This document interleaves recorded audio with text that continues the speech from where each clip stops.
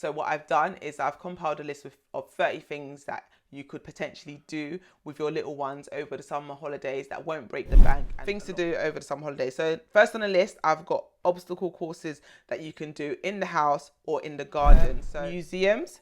So museums are definitely something I'll be taking the boys to. There's quite a few actually in London where I am. I'm not sure where you're based in the world, but museums, for the most part, are free. There are a few that you have to pay for or they accept donations.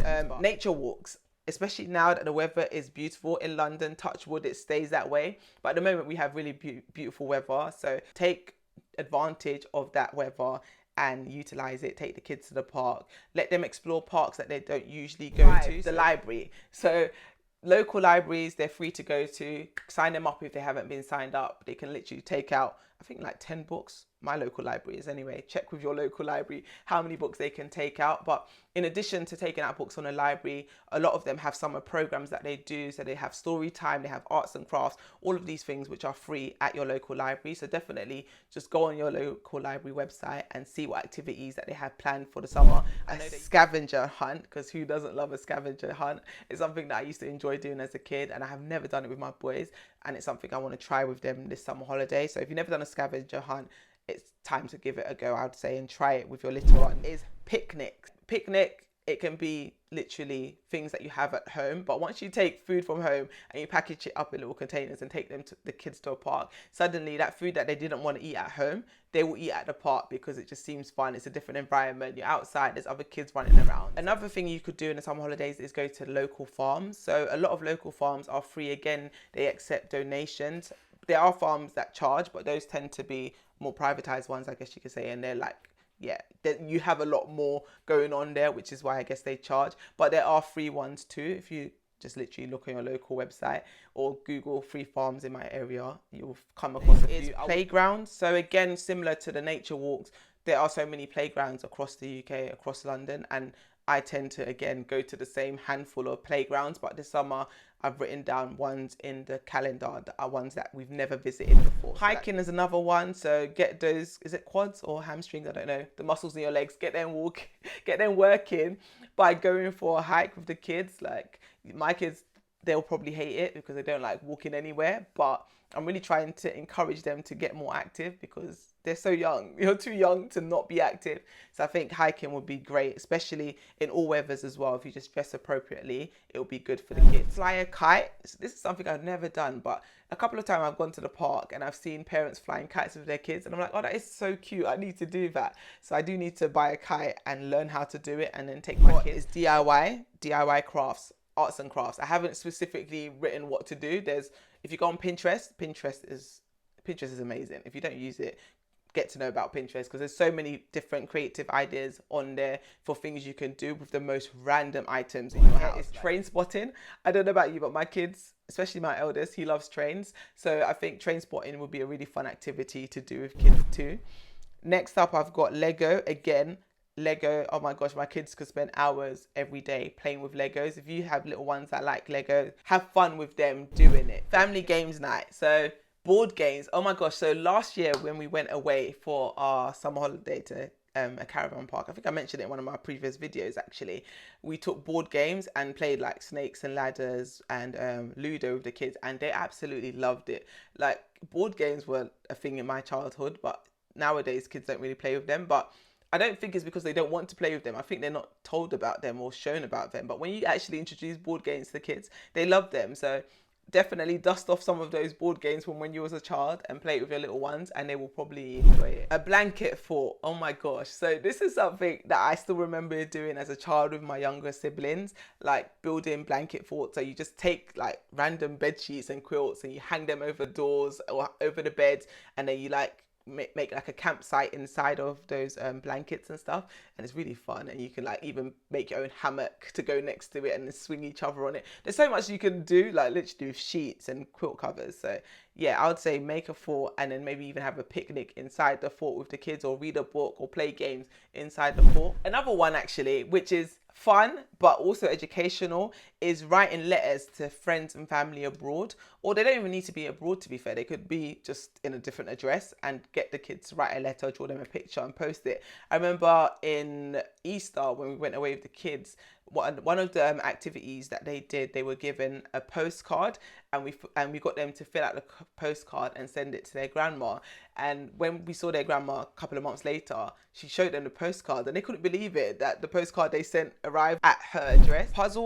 Puzzles, my little ones love puzzles. If your little ones like puzzles, then definitely let them have a day where they're playing with different puzzles. Ones that are a little bit more challenging, that will take them a little bit more time to kind of figure out, I think will be good, because again, it's educational but also fun at the same time. Baking, now this is one that I'm not good at, but I try my best sometimes to do it with the kids, but they enjoy it so much. I not so much, but you've got to take one for the team, right? So I just have to do it with them anyway. But baking, if you've got little ones that enjoy it, definitely do it with them. Going on bike rides, scooters, roller skates, whichever one of them your kids have. If they don't have, maybe they can borrow from a family friend or something. But yeah, let them go on bike rides, explore nature on their set of wheels, whichever set you choose.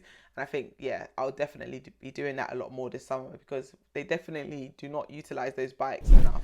Build a cardboard box castle. So basically, it doesn't have to be a cardboard box castle. It could be like a ship or a house or whatever you want to do, but out of cardboard boxes. Again, this is kind of a creative DIY type thing, but specifically making it big enough for them to actually go inside of it. I think that would be really fun. The kids love playing with boxes from Amazon, so I think if you just take it that one step further and make it something really fun and engaging for them. Cooking, so we spoke about baking earlier. Cooking classes with the kids, I think would be really cute. Cooking like basic dishes, like maybe making a pizza or making a simple pasta dish, or start with the simple, making their own breakfast. I think that would be a really good, again, educational but fun activity to do with the kids. Visit family and friends, and that's something I will be doing a lot of this summer holidays, because it's free and the kids love spending time with their friends and cousins and things of that nature. So definitely make the most of any family or friends that you have locally, and yeah, hang out with each other. Community volunteering, so getting the kids to get involved in community activities. So like in my area, we have a local food bank, so I definitely would like to take the boys to one of the days when it's open and get them to help with giving out food to the homeless.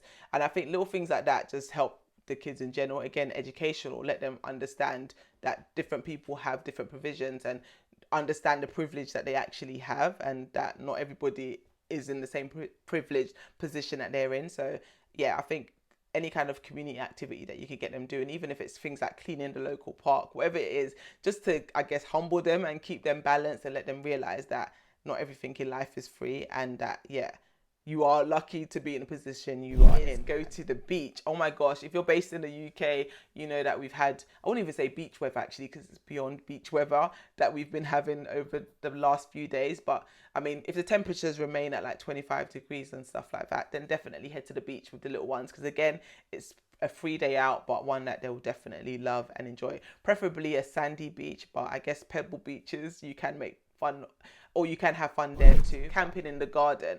So camping in the garden, like instead of taking them to a campsite, I think that's beyond me.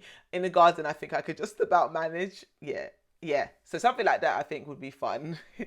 She says through gritted teeth. But no, seriously, camping in the garden, if you've got young ones that are adventurous, they like the outdoors, and have actually mentioned to you before that they want to go camping, then maybe this can be like a taster session of what it would be like to really go camping by camping in the garden. Let's see how long they actually last out there during the night. 4 more. So we've got home DIY projects. And so this one is a bit of a cheat for parents. So basically get the kids to help out with projects around the house. So if you're doing painting one of the rooms in the house, get them to help with the painting. If you're decluttering rooms in the house, get them to help with the decluttering. Whatever you're doing in the house, get them involved and make it fun for them. So it's like, who can empty the most bags in 5 minutes. Like, make it fun for them, and the kids will just love it. Like my kids, it works every time. Just trick them into doing things, make it seem like it's a competition, and they'll love doing it. Next, I would say free community events. There are so many community events going on. Like I said, the library earlier, also local churches, community centres, just enjoy, even at the school, find out what's going on. There's the magazines that, well, my school anyway, I think a lot of them, the boroughs, your local boroughs, they give you magazines with things going on in the summer. And if you join Facebook groups as well, you can ask questions about things going on in the community for free this summer, and just take them to as many as you can. There's quite a few storytelling ones that are taking place in parks. So you go to different parks across London, and there's different groups doing storytelling for the kids. Eventbrite is a great resource, I would say, to check out. So if you don't know about Eventbrite, go on there, because there's so many different smaller community projects that you wouldn't necessarily know about unless you went via Eventbrite, or if you were based in that local area. Like if you're not from that area, basically, you wouldn't know about it. But websites like Eventbrite gives you access to that information that otherwise you would never have been able to get a hold of. So explore new areas. So for this idea is something that I used to do when I was younger, believe it or not, and it's just getting lost in random areas. So like go exploring an area that's not on your area. So what I used to do is like get on buses and just go on that bus to the last stop and explore that new area. So things like that would be fun to do with the kids. Just, yeah, show them new experiences. It doesn't even have to be like literally random areas that you don't know. It could be in London, for example, you've got Central London, Trafalgar Square, all these landmark sites that you can take them to and talk to them a little bit about it. Thank God for Google, because you could just be Googling it as you're walking along, so they'll think mummy and daddy know so much, when in reality, you're just getting it all from your phone. And then last but not least, wow, we've reached number 30. I've got cinema at home. So when I say cinema at home, I mean, yeah, literally have a movie night, but make it fun. Get popcorn, make their little snack tray, popcorn, drink, maybe some sweets or fruit if you want to be a bit more healthy, and then let them watch their favorite movie under a blanket in the living room, or you can even do it in the garden, actually, on a projector screen. So that is literally my 30 ideas for things for you to do this summer holiday with your little one. So hopefully you found that useful. Let me know in the comment section which of the 30 you'll be trying. Let me know if there's anything that I didn't mention actually that you're going to be doing with your kids, because sharing is caring, and it might help somebody else in the comment section to find ideas of activities that they can also do with their little ones. But until next time anyway, guys, thanks for watching, and I will see you on my next video. Take care, guys. Bye.